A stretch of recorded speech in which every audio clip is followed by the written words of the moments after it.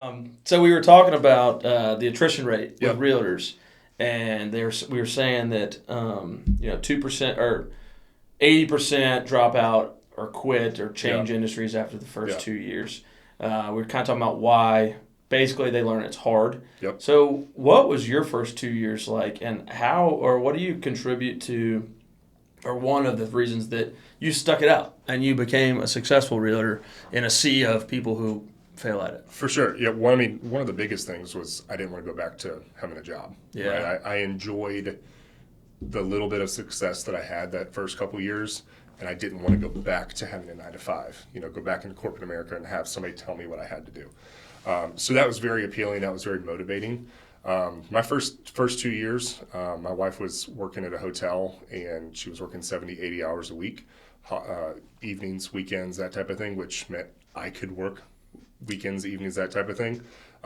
So I started doing the open house game, just getting out in front of as many people as possible. What does the open house game mean? Are you hosting open Yeah. houses for other realtors? Yeah, so I was hosting 9 opens every month.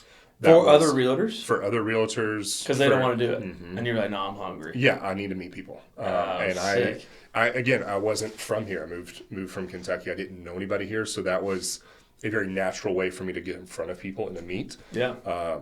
Meet new people. So you can do business so many different ways. You can cold call, and that's 100 phone calls to get 10 people on the phone to get one appointment. Right. That didn't give me energy. So I wanted to get in front of as many people as possible. Got a classical music background, so being in front of people was always very comfortable for me. So open houses was a way of taking my skill set and implementing it into a new industry. So did 9 open houses a month just to meet face to face with real humans and have that relationship piece. And then just asking, how can I help? What can I do for you? Right. And that really started to take off. The database started to grow that first 2 years. It's a grind. I mean, not everybody can do 9 opens a month. A lot of people in this industry have other jobs, right? Because you don't have that safety net. My wife luckily had a good job at the time, so I was able to lean on her financially through that. Yeah. And so that was a big catalyst for me to go make money, go grind, go be out in the business. So the first couple of years was just doing open houses every weekend that I could, just meeting as many people as possible and having a really good follow-up plan so that I could stay in relationship with those people. A lot of times people will close the deal, thank you so much, and they move on, right? For me, this was my livelihood. I wanted to be in relationship with these people from then on. And so that's how I kind of got my start, and B&I was a big part of that as well. That, again, I want to be the guy that has a guy that has a girl for everything. Mm-hmm. A funny story is my clients know that I've got my group of people, right? I tell them to call me for anything. Had a client one time call and say, hey, do you have a divorce attorney? Why in the world would you call me about that? Well, I know you probably know somebody. Well, I do, unfortunately, right? So I was able to help them through that. We're still good friends, and but that to me was a huge testament of taking care of somebody beyond just the real estate transaction. It goes much deeper than that for us, which is why I think we've been able to have such longevity with our career. So. 100%, dude. The call from someone you sold a house to, which I think a lot of people would look at that as a transactional situation. Sure. Yeah. The fact that somebody called you and was like in their most probably vulnerable moment, Absolutely. like, hey, we're in a bad spot, we're getting a divorce, and we need some help, and they turn to you for it. That says so much about how you approach business and how you approach your clients. Well, and I think there's an opportunity there too, as the real estate agent, to be the gatekeeper for the clients, right? Like a lot of people move here from somewhere else. Yep. So they don't have vendors. They don't have a sphere. So we want to be that for them, which is why I'm excited to talk about MyHome, because I think it's an incredible opportunity for me to give back to my clients and say, hey, I've got my people and this, and here's all of this information, to where they're not having to go out there and try to find, these people online. So I love that. Yeah, dude, thanks for bringing that up, because that's our mission, which is for you and I. We have kind of, because of the networking events and groups that we've been a part of for years, we are pretty much everybody's do you know a guy, but not everybody has access to someone like us or access to a networking group. They wouldn't need it, right? So they are left to Facebook groups, commenting in their Nextdoor app. Googling, and crossing their fingers and hoping for the best. Right, dude. Yeah. And what we found in our customer validation when we've surveyed homeowners, the question was, if you had to find a handyman right now, how would you do it? Like, what's your first step? And I would have thought they would have said Google or something like that, right? Yep. But over 80% responded in some way or another with a referral. Yep. So it was either, I'd call my mom and see who they've used before, or it was I'd ask my neighbor, or I'd ask my realtor, or I would go on Facebook and look at my neighborhood group and ask my neighbor what they use, right? So what we found was kind of incredible because, I think it was 10 years ago, people would turn to Google and would trust that. But I think now consumers are a little bit smarter on how Google works. Yep. And they understand most of the time that's kind of a pay-to-play system, and that might not mean quality. That's right. So they're trusting strangers on Facebook's referrals over a Google search more times than not. Same with Nextdoor. You see that one of your neighbors, used XYZ roofing. Yep. They trust them, so do I, just by proximity, and that's a big part of it. That's right, and that's why on MyHome, something we're very excited about is you have your neighborhood section. It's called My Neighborhood. Yep. And it's not meant to be a social aspect like a Nextdoor, but it's meant to be exactly that, where we try to digitize the referral. Yep. So where if you find a HVAC professional on our platform and you hire them and everything goes great and you give them a review, 5-star review, that goes into your neighborhood section just based off of your zip code. And it'll say, Eric Workman used, Gabe's HVAC company and they were great, 5-star review. If I'm your neighbor, I can see that and I can schedule and I can hire right from that referral, right? So it's like trying to make it even easier for the homeowner has kind of been our goal there. So I want to go back to kind of how you started and your business and all that stuff. I think the main thing that stands out to me when talking about realtors compared to what you've done is you really treated it like a business. For sure. You went into it saying, hey, this is not a hobby. This is not something I'm doing for a year. That's right. I'm building a foundation, and this is going to go the distance. That's right. What was the most important aspect of that? Did you have a mentor? Did you have, or was it just like, hey, I got to make this work? Yes, all. Yeah. No, I hired a business coach probably 8 years ago. Nice. And that to me was probably the biggest catalyst for moving, we call it entrepreneurial to purposeful in our world. So we went from being a real estate agent transaction based type of a business to being a company, right? Like we wanted to run a business, and so it became apparent as we started growing this that one, we had to fill needs, right? Our database was getting bigger and bigger and bigger. I couldn't service everybody, so by demand we had to grow. Yeah. And in doing so, we decided let's grow this thing to where I can kind of step back a little bit and run this as a business versus being the one that answers every phone call, that does every contract, that shows every house. That we now have an entire team of people that's able to get people in and out, negotiate, do all the different things so that we can all focus on the relationship part of it and still have great service. That's incredible, dude. Do you ever sometimes it's like a Tuesday afternoon and you just step back and you see your team do stuff and you're like, good Lord, this is so cool. How did we do this? Yeah. How did we get here? I was doing 9 open houses a month. Yeah. It's incredibly fulfilling. It's hard. I mean, it's a different kind of hard now, right? Now I'm managing people versus managing transactions. Problems don't disappear. No, they don't. They change, right? So it's really cool. It's special. The team, the partners that we have right now are all very bought into our culture. I think that's probably the biggest thing that we have for each other is our culture. We love each other. We love hard. We're there for each other, and that translates into the transaction with our database, with our people. 100%, dude. That's amazing, and it's so spot on with what we've been talking about here, because we're very, very, very young startup, and we've got a lot of life ahead of us, and it feels like we've already had a whole life, but what we've been tossing around, we as in me and Lindsay, just like driving, talking, is the idea of building a brand. And how do you build a brand? And the conversation always goes to is like, is it the chicken or the egg, right? Does your Right. brand find you based on what your customers and your clients and your users are saying, based on how the public is interacting with you? Right. Or do you go out leaning forward with, hey, this is the brand I want, and then they adopt it, and then the users or your customers or your clients, you attract the ones that are attracted by that brand that you set forth. For sure. So, chicken or the egg, when I wrote down entrepreneur to purposeful, because that sounds like you went from making a living to building a brand. That's right. So we what started is your off. guys' brand? Yeah, so we started off. Got to get a deal. Right, and it was very entrepreneurial. I don't know what I'm doing. I don't know how to do it, so I'm going to do everything. Yeah. Until I start to have some success. Once we started to see that, we said, "Cool. Here's what's working and what's not. Let's lean into what's working and let's build something off of that." Right. So our brand now at this point, I mean, it's the Workman Group. You know, that's the name. But who we are is, our mission is to build community through homeownership. Nice. The houses is what we sell. That's how we get paid.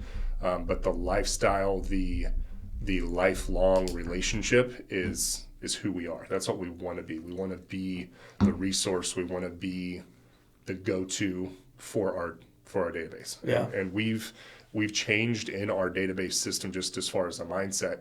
We, instead of labeling them buyers and sellers and that type of thing, they're all labeled for people that have worked with us or VIPs, vendors, that type of thing. They're labeled Workman Group family, right? And that's how we see them in our world is, hey, we need to send this letter out to our Workman Group family. We need to invite the Workman Group family to this event. We do a lot of events, that type of thing.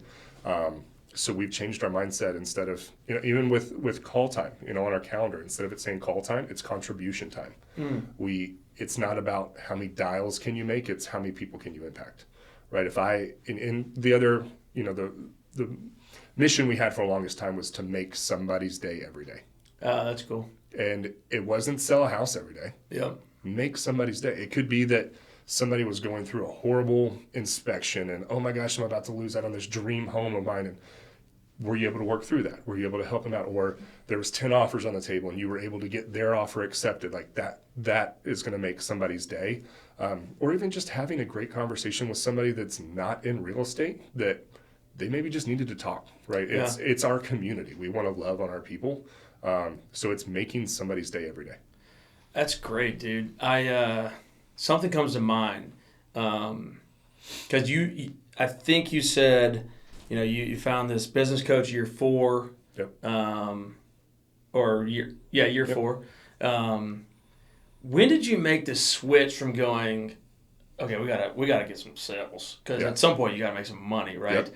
And that's at the very beginning, where it's just like grind, learn everything you can, to where then you went, all right, this is working. I don't have to grind as hard. Yep. I've got some stability. We know we're gonna have one deal a month if I do nothing, right, or something equivalent, Sure, whatever right. it is. What was the trigger for that? Because I think that's really hard for a lot of people who are in that first year. They go, that's where I want to get to.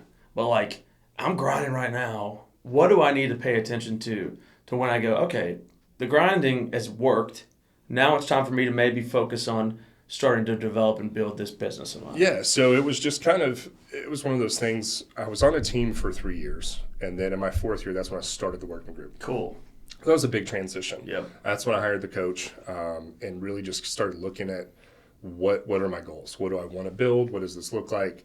So started selling by myself, and that was hard. It was interesting. It was all the things. Yeah.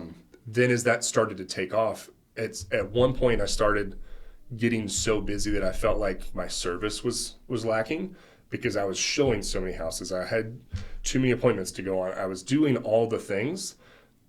I needed to leverage it. And so at that point it was hire help. There's a book called Who Not How. And that's, again, going from E to P in our world. Going from entrepreneurial to purposeful is usually a who, right? It's not go sell 10 more houses. It's who can you hire to get you to that next level, right? So for me, it was, I'm too busy to service everybody at the level that I want to. So I need help. That's admin help, that's marketing help, that's transaction help. It's a showing assistant. It's opening the door to make sure that our people can get to where they need to be and everybody gets serviced. So it kind of happened organically, and we use that word a lot in our world, that our business just grew organically. It's because we leaned into it, full speed, and it continued to grow. We took care of people and they started to come back. Once the phone started to ring inward, or inbound. Yep. Once we started getting inbound calls, that's when that was that trigger for me of people from 3-4 years ago are now married. They're having their first kid or whatever. They're now calling us again, and it's repeat business. Right. That's when I knew I had something. That's when it was all these people I serviced for the first 4 years. I didn't take my first listing until my 4th year in the business. I had 88 buyers that first 3 years, not a single listing. That 4th year in the business, I had several listings, and it was all referrals from before that used us, liked us, trusted us, and said, hey, you sold us this house. We need you to help sell this one. Go find a new one. And then it started to blow up from there just because of the relationship piece of it. That's so important for people to hear, dude. Is in the first 3 years, you didn't have anyone reach out to you and say, will you sell my house? No. But you just grinded. You did a great job. And then when the cycle came back around, they said, oh, I remember Eric, he did an awesome job. Yeah. Let's call him. He'll sell our house. Yeah. Dude, I think that's important because, I've done extensive ChatGPT research in preparation for this. And one thing that Chat said was the number one problem real estate agents have is lead gen. Yep. Right? And like to your point earlier, it's, I think a lot of people, and this probably applies to every business, but they think like, I made 10 calls and I didn't get anything from it. It's like, right. You got to probably make 500 before you might get one. That's right. If you're cold calling. Like, that's the numbers, right? There's maybe smarter ways to do it, arguably. Right. But if your thing is cold calling, you better be prepared to cold call all day, every day for months. So you didn't even see the lead gen solution or lead gen problem stop until year 4. Yeah. When you had people from year 1 calling you back again. Yeah. So basically, what I'm hearing is grind and then don't stop and don't give up, because the natural cycle of someone living in a house is it takes a while to need a realtor again. Well, and that was what I saw very early on was, first transaction. Great, thank you so much. We're going to be in this house for 10 to 20 years. You're like, shit. Right. Great. Yeah. I hope I'm still around in 10 or 20 years, right? So I kept seeing that over and over and over. And it was like, okay, well, in order to have that business in 10 years, I got to sell a lot now, right? I got to go meet as many people as possible. And so that's where that grind came from. I would encourage anybody that's in sales, that's in real estate, that's in any sort of, face-to-face, type of relationship business, is fail often and fail fast, right? It's not going to be perfect, right? You're going to do a lot of things wrong, learn from them, and then get better and learn and get better. Like that's where you really start to build the momentum. Too often people get in and they have a little bit of failure, at the beginning. They have a little bit of success, a little bit of failure, and they're out. They're like, cool, that's enough for me, right? Got some grit, determination. That's where it is. There's that image that always comes up of the guy digging in the tunnel trying to find gold, and he stops just short, and the next person comes behind him and finds it. Right? Like it's that. Don't give up. Fail often and fail fast. Yeah, that's it's interesting. It's interesting because real estate's one of the only industries where I don't think people who get into it at first treat it like a true business. They don't. But if you look at the number of people who are successful in it, it does start to mimic the number of businesses that make it to year 10 or 12. For sure. It's very, very, very small. Yeah. Just because it's hard as shit. It is. It's a lot easier just to get a job. Yeah. And to your point, the real estate is just tough. And if you go into it thinking, I'm going to have all this time, I'm going to be like $1 million listing, I'm going to be, rich and famous, you're probably going to be disappointed. 100% you will. Very quickly you will be disappointed. It's and very humbled. It's a fun career. Like this is not what I saw myself doing forever. This for me was a stepping stone until I figured out what I wanted to do. Yeah. And then I started to get a lot of joy from it with helping people, and the satisfaction of having the deal close felt good. And then it started to turn into a business when people started calling me and asking for help, right? At that point, I knew I had something, and that's when the team started to grow. We needed more people to service our clients, and it turned into a business, almost overnight. I love that old overnight success. Forget the 3 years of just absolute grind and scary misery. That's exactly right. So what's your lifetime sales number in the 12 years you've been at it? I think last year we hit the $100 million mark. $100 million. $100 million, which is, it's weird to even say that number out loud. Yeah. But yeah, I want to say we're approaching probably $120 million. So you think you'll hit 120 this year? Yeah. So we're pacing right now this year that we should hit between, depending on how the third and fourth quarter shape up, we should hit between 30 and 40 million this year. That's amazing, dude. Yeah. That's a lot of houses. It's a lot. Folks, that's a lot of houses. That's a lot of open houses. That's a lot of grinding. Yeah. That's a lot of networking events. That's a lot of everything. That's a lot of lunches. That's a lot of coffees. That's a lot of beer. Showings. That's a lot of beer, dude. Happy hours. Oh, my God. It's all the things. But it's fun. It all pays off. It does. So what's goals for the company? What's your next 5 years look like? Yeah. So personally, my goal is in the next 7 years to be able to fully step away. Nice. And what I mean by that is I will never probably step away from the business, but I want to step away from the sales. I want to have a business big enough that I'm able to funnel it back into our agents to where their success is allowing them to live really big lives. Nice. And then by proximity, we're successful as well. But, in 7 years, the goal is to be able to step away because I can, not because I have to, but because I want to, and have purchased enough cash flow properties that it offsets everything. Very cool. That's kind of the goal. That the team, we want to continue to grow the team, and going back to the branding, on the business side of things, we are growing. Talent attracts talent, and we've got some very, very wonderful, talented people on the team, which is starting to kind of show up in the real estate market around here, where people are starting to ask, how are you doing this? What's going on? I see so and so on the team doing something, and I want to know more about that. So talent attracts talent. So we're growing. We're always looking for people to join. We want to build a company that people want to be a part of, to where they can live the life that they want to live. I love that, dude. Yeah. So I'd be probably remiss in not asking, what's your opinion on all the crazy changes in the real estate industry? I mean, I know there are changes, right? But what do you see? Should people be worried if I'm a real estate agent or somebody who maybe wants to get into real estate?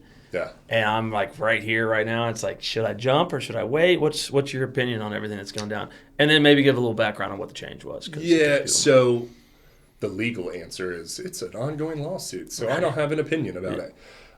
In the reality of it all, the thing that's changing right now is the value proposition for the agent. Okay. Which doesn't concern our company as much. It's basically presenting your value proposition to the client and saying, if the seller is no longer willing to pay the commission, are you willing to pay it? Here's what we offer, and prepared to have that conversation more candidly up front. Whereas years past, it's just kind of been like, they're going to pay the commission so we can move forward. That's just how it's always been. They as in the seller. The seller, okay. And pay is really just coming out of the asking price. Correct. And it's all perspective, right? The buyer is the one writing the check for the house, so they're paying for it. Yep. Commission's part of that price. Right. The seller is getting that check and cutting it to the seller agent. Right. The seller agent is then doing a co-op and paying the different brokerages. So really the seller is just getting a check less the commissions. Correct. Right. But now it's going to be just less the buyer's side? Potentially. The seller still has the option. I mean, we're seeing it right now. The seller still has the option to pay the commission. Okay. Right. And that's what's going to be interesting is, are sellers going to say, I'm not paying buyer's agents? Maybe. That's always been an option. I think it just depends on the situation. Right. Because if you think about it, so like, let's put in an example. So if I have $1 million home, that I bought 2 years ago, and now it's worth 1.1. And I'm paying, so my profit is going to be $100,000, but I'm paying 6% commission on the 1.1. So that's like $66,000. So I'm paying $66,000 on my $100,000 profit. Right. So I'm really paying 66% of my individual profit margin Your net, yeah. of my net to the realtors, which in that example seems crazy. But why doesn't a brokerage do a flat rate and then say anything over your, what you sold, Yeah. the delta, right? Then we have a percentage based on the delta and not necessarily the whole price. Obviously, you'd make less money, but I think there'd be maybe you can make up in volume. I don't know enough about real estate to understand if that's a bad idea or good idea. So that's the thing, is those companies have always existed. There's flat fee brokerages. There's lists, $100, $200, put it on MLS. I'll do for sale by owner, but I want it listed. All of those companies have always existed. They've always been a very small percentage of the market because they're not as successful. When you work with somebody like us, we're marketing it to the masses. So it's getting out to everybody. When you pay somebody $200, $300, $400 and say, put the pictures online, it's only going to whoever happens to see it, right? There's no additional marketing. There's no open houses. There's no network of people that are hearing about it. So there's a lot of other benefits to paying it. Again, I'm not worried about it because we have a value proposition. Yeah. I can tell you exactly what we do, why we do it, how we do it. This is what we charge. Yeah. This is the commission that we would like to present. Just right? Like every other business. And it's a conversation, right? Yeah. Like you can say no. Yeah, and you can negotiate. It's literally just like every other business. Well, and that's the thing, is it's kind of the same it's always been. It's just the conversation has been brought to the forefront.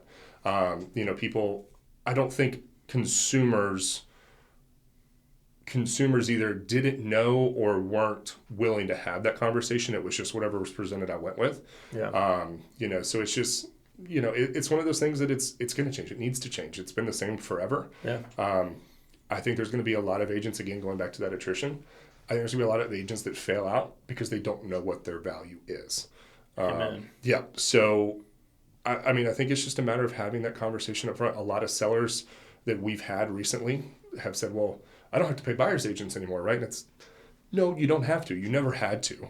Right. However, we think it's best to market it this way and offer a buyer's agent commission, because if a buyer's agent sees that you're not paying, they're not supposed to, but there's a chance they may not show the property because they're not going to get paid. Oh. So now it's this weird tug of war of, do I pay it? Don't I pay it? So the sellers that we've worked with have offered buyer's commission, and we've sold their properties quicker. That's interesting. Yeah, we had one last week that he was a for sale by owner for 45 days. And he called us, we listed it, we got an offer within 3. Because of your network, the business you built. Yeah, because of the network, because of how we marketed it. We did a big open house. We went and talked to a bunch of the neighbors. We door knocked. We did these extra things. He put a for sale by owner sign in the yard. Yep.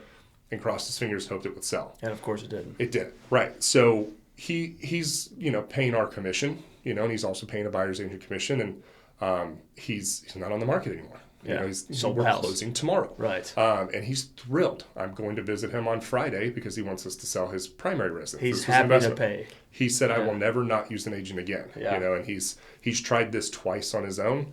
And he's like, the headache of being on the market, dealing with showings, dealing with, whatever. There's a lot of things. And there's consumers out there that frankly don't need an agent. That don't want an agent. And I respect that. I'm doing transactions myself too. Yeah. I'm not hiring somebody else because that's my world. Right. But there's things in your life that you don't sub out. 100%. Right. I mean, you like to cut your grass. Right. Some people don't. That's right. I'm not going to change my oil. Right. 100%. I'm not going to do that. Right. Could I? Sure. Is it difficult? No. Yeah. I'm not doing it. Right. There's time leverage. And so that's part of our value proposition, is taking everything off of your plate as the client and servicing you in a way that you're getting the value. You're getting top dollar. You're going to get a quick transaction. It's going to be seamless. We handle all the logistics. And we've got a network of people and a database that is going to help get it to the finish line. Yeah, dude, I think I can personally attest to everything you're saying because you've sold properties for us. So I know it's all 100% true. And it is it definitely was for me, even though at the time the law was different. Well, different. It would be a no-brainer for me still, right? Yeah. Completely get that. The interesting part of the industry is I think some people are seeing this as a monumental shift in the industry and some aren't. I think the people who are seeing it, at least in the people I talk to, as a monumental shift are people in tech or people outside of real estate who are like, okay, this is an opportunity for a tech solution. This is an opportunity for sure. something. I thought I agreed with them until I did a little bit of research. And believe it or not, since early 2000s, late 90s, the number of people who use a realtor has significantly increased. And the number of tech solutions that remove the realtor has significantly increased.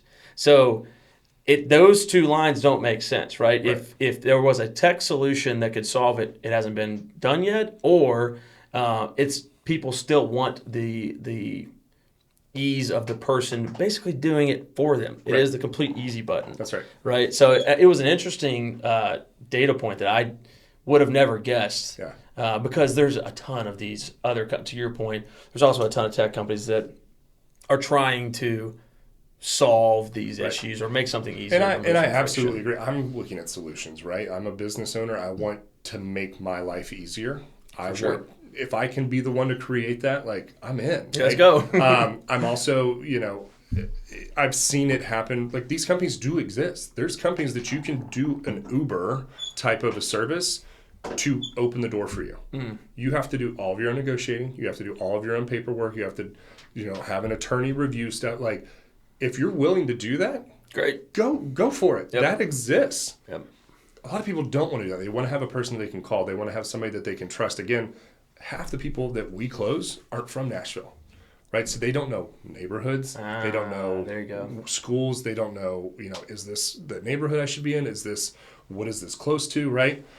So part of what we're doing is being a tour guide. Yeah. Right? Like, we know the city because we've sold hundreds of homes across the city. To families of all different backgrounds, all different demographics, where hey, look, usually families with 2 kids, they really love these areas because of X, Y, and Z. Yeah. And I think it's going to be really hard to replace that in any time soon. Yeah, and technology is going to change everything, and whether or not you change with it is the issue. It should just enhance. Right. And that's the thing is, we used to have to, and this was before my time, but you used to have to go get a binder that had all the for sales in it, the listings, and then you would choose which ones you want to look at. You'd have to go to their broker office, pick up the keys, and go, you had to go do all this. Technology has now enhanced that we have digital lockboxes. We have all these things. We have, I don't want to say Zillow, but we have Zillow. We have Realtor.com. We have all these things. The consumer has most of the information in hand. That's not necessarily the full value proposition. And I think that's where a lot of agents fail, is they think that they are the gatekeeper of the information. Right. No, the information exists. Yeah. Your job is to be an expert to get them across the finish line. Which is even more important what you were saying earlier, which is why you got to create a brand and a purpose and something that really truly shows what y'all are doing, not just, like you said, we're not a gatekeeper of information because this is all public information. Right. The secret to the sauce is not, hey, this has 3 bedrooms and 2 baths. No. The secret is much deeper than in the process. Absolutely. And the follow-up and the continued relationship. I've convinced people not to buy homes before. They're like, oh my God, I love this house. This is beautiful. And it's got this and this. I'm like, great, there's a train track in the backyard. Yeah. And they're going, I didn't see that. Well, I know the neighborhood. There's a train track. Or, hey, there's a creek over on the back side of this neighborhood. So the back half of your property is on a flood zone. Well, it doesn't show that on the picture. I know, I got it. Like, I'm trying to help save time. Yep. Because I'm going to go out there and show you that house. And then while we're out there, I can tell you this, or I can tell it to you now. Right. Well, I don't want to waste my time. Okay, well, that's what we're here to help. That's why we're here. And going back to the point of being the connector, the relationship piece, that's why we throw events like we do, right? We have had events where a couple has shown up to a happy hour or a derby party or fall fest or whatever that has a need. I can say, oh, go talk to this person or go talk to this person at the party. And it's about connecting people, right? Yep. And we've had people that have done transactions together that never met. And we're at this party and I'm going, oh, hey, Gabe's been in your crawl space. Or, hey, Lee did your loan. And you guys never met face to face because we took care of that over here. And now you get to put a face with a name. And, right. Again, that's where we're building the community. Yeah, 100%, dude. All right, I'm going to ask you some quiz questions real quick. I'm ready. And then we can wrap. This is going to be either super embarrassing for you. Yes, I'm in. Let's do it. These are, first off, these are ChatGPT questions. Yes. I said, write me a fun quiz for Eric. Okay. Who is Eric Workman? Yeah. They're like, no, I hate that guy. Okay, what's the current interest rate? If somebody's buying, what are they expecting right now on let's just say a 30-year fixed rate? We're floating around 7. I mean, it obviously changes all the time. You're spot on. Correct. 6.9 to 7.01. There you go. Yeah. No, and that's one of the things that we look at, right? We want to know what's happening. Yeah. Because we have that conversation on a daily of, I'm going to wait for rates to drop. And what if they go up? And what if it's not right for you right now? That's okay. Yeah. However, let's talk about what it looks like. It's 7%. And what if they go to 5? If they go to 5, you can refinance. If you wait until they go to 5, so is everybody else. Right? So now we're in competition. And now your asking price is increasing. Right. So now we're going over. So it's going to basically be the same mortgage payment that you're paying now. Yep. But you could refinance later if this is right for you, right? There's zero pressure. This is our MO is just making sure that we're here for when you're ready. Right. So part of our job is to look at these rates, to keep an eye on them because they fluctuate all the time. All right, cool. I despise rates. They're crazy. All right, real estate history. What was the first known real estate transaction in the United States, or when? 1626, 1776, 1826, or 1926? There's no way you're going to get this. 1826. 1626 was the purchase of Manhattan Island by the Dutch from Native Americans. I think that's bullshit, dude. Honestly, that's a horrible 1776? Yeah. Our independence? Yeah, exactly, dude. Okay. Okay, here's a better one. Famous properties. What famous real estate property is often referred to as the most expensive house in the world? Buckingham Palace, Antilia, Villa Leopolda, or the One? Villa Leopolda. Antilia. Antilia. I don't even know how to say it's it. It's in India. I'm guessing, and I'm not even guessing right. Oh, dude, here's one you'll know. Real estate lingo. What does the real estate term MLS stand for? Multiple listing service. Bingo! So the MLS is what realtors only have access to list and see opportunities or businesses. What is the actual MLS for people? Yeah, so it's what we put. It's the multiple listing service. We put all listings on it. So it's a site. As the consumer, you can see it. On our end, we have we can see a little bit more in depth with private remarks if there's concessions offered, that type of thing. So that's where we gather the information for the listing. We also have access to through that to get to the tax records and that type of thing. Awesome. So, yeah, it's the catch-all. Here's a one, and I'll give you a hint. It's the answer revolves around what you guys just did in your house. Okay. Okay. So homebuyer preferences. According to recent surveys, which home feature is most desired by new homeowners? A large backyard, a modern kitchen, smart home tech, or a swimming pool? Kitchen for sure it is. Bingo. That's where people hang out. That's the gold standard. Everybody, yeah. And we just did ours, and it was thrilling. All right, last one. Let me find a good one. Oh, this is an interesting one.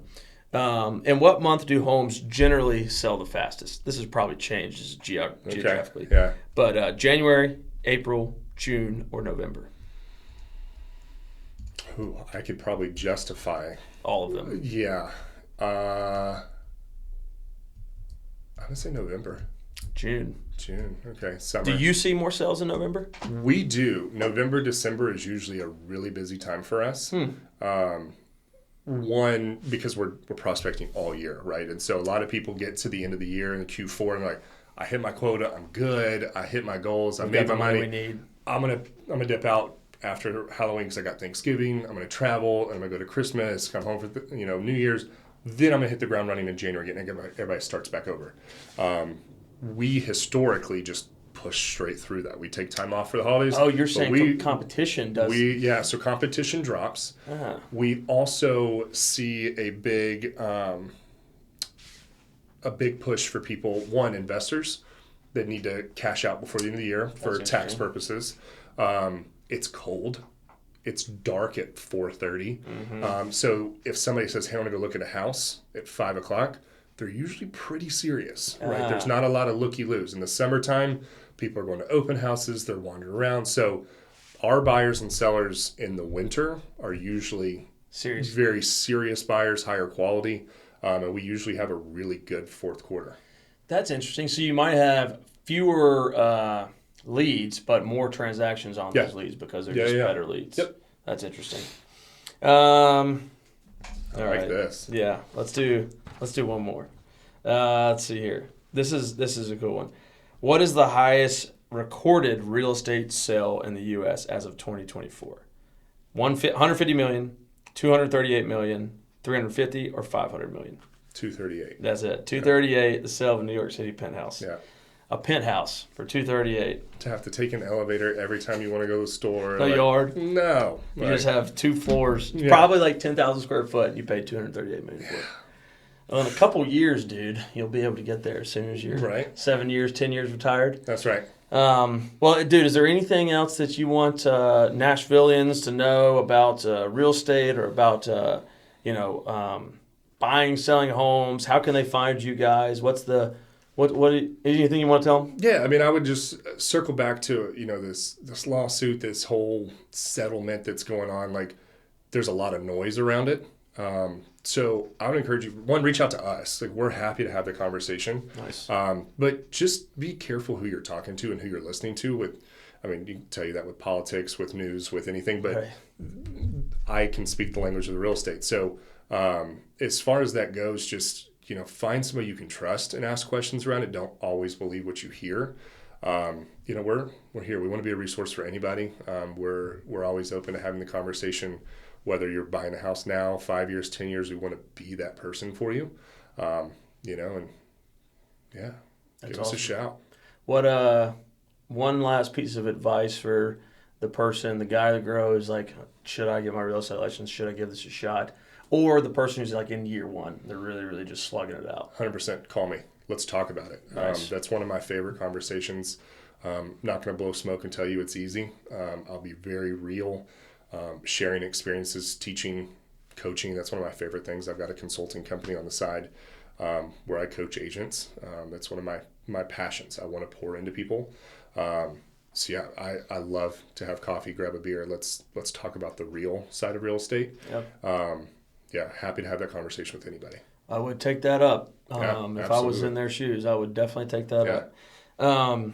Well, dude, just a special thank you from me. You've always been incredibly supportive of everything we're doing and with MyHome, and we're hoping to get in the doors of KW and really get our product in front of as many realtors as possible. Absolutely. I think we can really, really help their day-to-day. For sure. And especially their home buyers. So thanks for coming in. I'm sorry my hands are sweaty, but we're going to take hands. There we go.